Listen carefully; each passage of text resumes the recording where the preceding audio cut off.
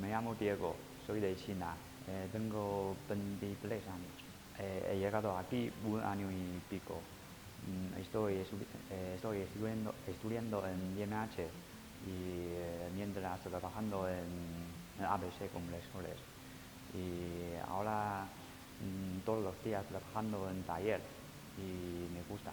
Antes en China estudiaba grado superior y cuando terminé pues quiero estudiar más cosas y así voy a ir a IMH para estudiar más. Y sobre ingeniería creo que solo teoría no vale. Al lado de teoría y hay que practicar en un taller o como en IMH dual, así. Con la ingeniería dual conseguimos esto.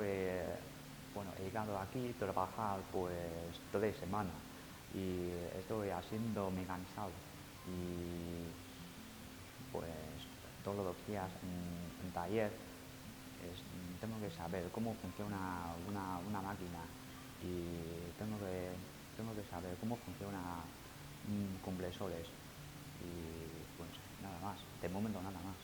Lo primero para mí hay que intentar sacar la nota para aprobar las asignaturas y después sigue trabajando aquí en ABC y después para el futuro, no sé, depende de mi familia, de IMH, de la nota o de muchas cosas. Igual que voy a volver a China para trabajar, igual que voy a quedar aquí y todavía no estoy seguro que cómo va.